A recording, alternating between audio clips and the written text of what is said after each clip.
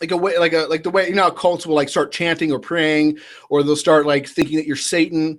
The reason why is because they can't handle that kind of cognitive dissonance, and that's why I don't like conspiracy theorists. They're fucking bonkers, especially at the level of like Big Hammer Hertz. Like Big Hammer Hertz will like everything's a fucking conspiracy. It's like one of those people. It's like, oh, something terrible happened. That had to be an inside job. Like there can't be like a possibility where a guy could actually achieve something like blowing up a building. Like that can't happen. Like Oklahoma City, everything has to be a conspiracy theory. Oh.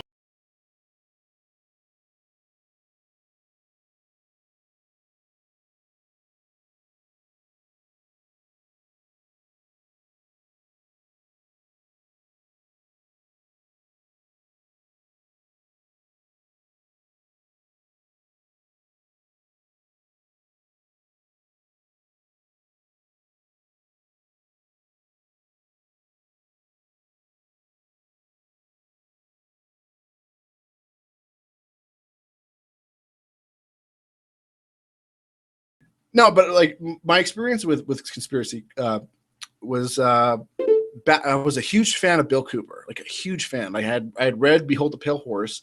I even flipped through I got all the documents right there. I went through all the documents and I was like, oh my God, this is absolutely fucking amazing.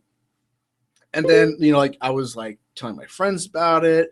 I was getting them on the fucking train, you know, showing them the dollar bill and all the symbols behind the dollar bill. Like this was like pre YouTube and all that stuff. So finding videos of anything on YouTube was fairly hard, especially if it was something like conspiracy theorists, you know, because they weren't, you know, a lot of them weren't very technical. And Bill Cooper was especially that. I can move this microphone up closer now that I'm done playing YouTube videos.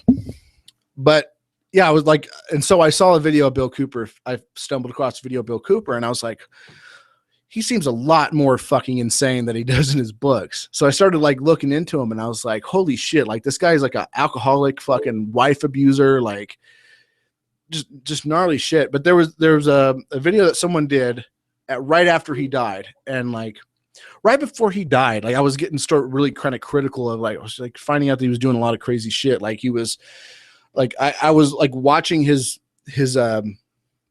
website, and on his website he had like these things like, if any federal government agent comes to my house, I will fucking murder them. And I'm like, dude, like what the fuck is wrong with him? Like I thought this guy was like some rational guy, but he is like ready to fucking start his own revolution, right? And I'm like, oh my God. Okay, so Dylan says he can't join us because he's got to learn how to program. But I mean, like, and it was just like, what the fuck?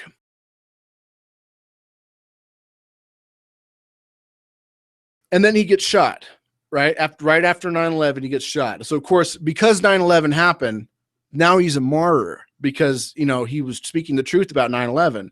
The problem is that he wasn't.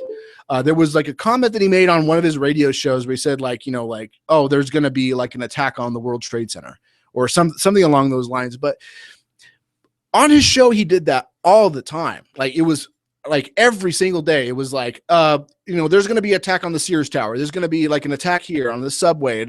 Like you name it. He has said on his show multiple times that there was going to be bombed, and he was wrong about it. And so like, and even after the fact that happened, he didn't say, I predicted it. Look what I did, like Alex Jones does. What he said was he was like, oh, it was clearly an attack by the Arabs. It was, you know, it was attacked by Al Qaeda and Bin Laden.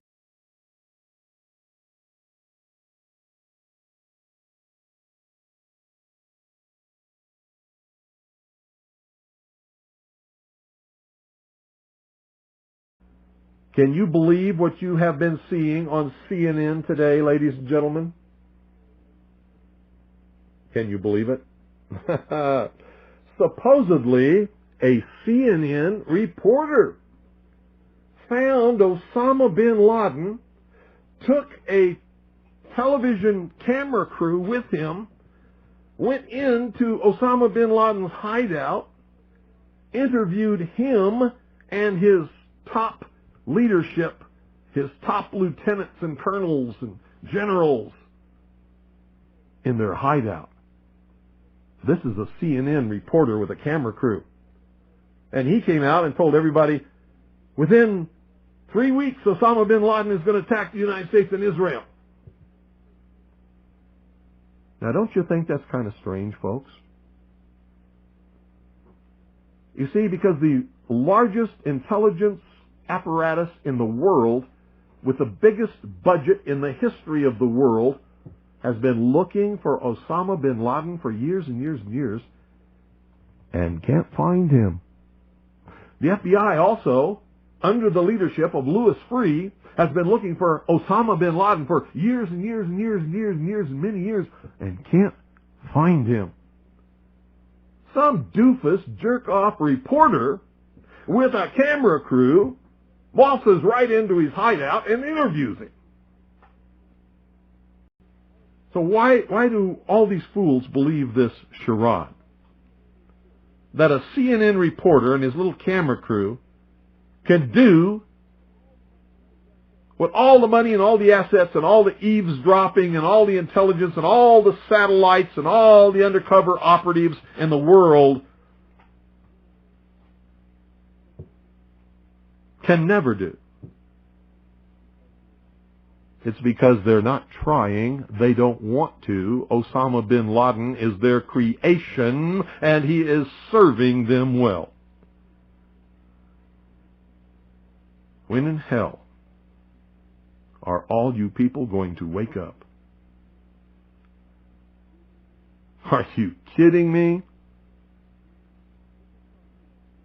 I mean, is this some kind of incredible joke that people are so stupid they'll fall for this? Do you know how much money the CIA and the National Security Agency and the FBI has at its disposal each year? Do you know how many agents they have that they can devote to this? Do you realize the technology that they have to be able to eavesdrop on every single conversation in the world? No matter how it's transmitted? And pinpoint the location of every one of those transmissions. And they can't find Osama bin Laden, but some CNN reporter, he just waltzes right on in there with his camera crew. Just like he knew where they were all the time. Bet you it was the CIA that sent him there. I told him where he was. And of course they know where he is because they created him. They're the ones that are funding him and backing him and helping him to create their new utopian world. Hitler could not have ever come to power, absolute power in Germany, without the Reichstag fire.